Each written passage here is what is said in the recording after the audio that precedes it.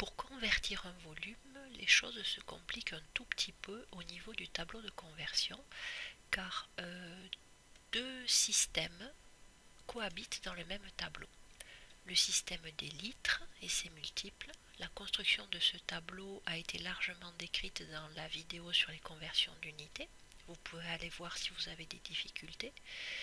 Et le système des cubes, donc le mètre cube et ses multiples, le décimètre cube, le centimètre cube et le millimètre cube. Il existe une correspondance entre ces deux systèmes d'unités. Prenons un cube de 1 décimètre de largeur sur 1 décimètre de longueur et 1 décimètre de profondeur. Nous avons donc 1 décimètre cube. Puis une bouteille de 1 litre contenant de l'eau et versons celle-ci dans le cube. Nous nous rendons compte que exactement 1 litre d'eau correspond à 1 décimètre cube. Nous venons de voir donc que 1 litre est égal à 1 décimètre cube. Nous inscrivons donc ces deux unités dans la même colonne. Vous voyez que sur les unités en cube, un petit 3 est en indice en haut à droite. Il indique qu'en réalité cette unité est en 3 dimensions. C'est pour cette raison que quand l'on veut passer à l'unité juste après, le centimètre cube, eh bien on va devoir faire dans le tableau de conversion pas un seul saut, mais 3 sauts pour arriver jusqu'au centimètre cube.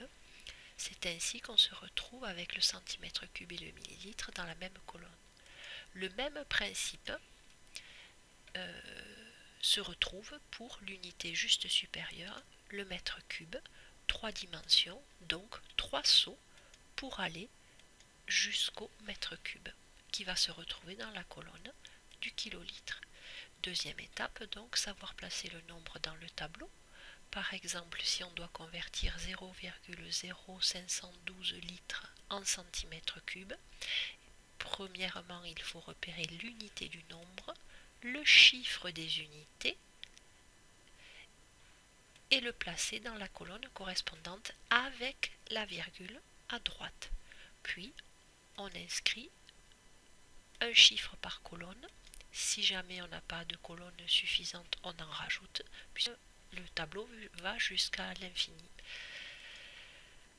Pour changer d'unité, il faut bien repérer donc la nouvelle unité, ici le centimètre cube, repérer dans le tableau cette unité, rayer les zéros inutiles et la virgule, puisque celle-ci va se déplacer jusque dans la colonne des centimètres cubes, surtout à droite du chiffre.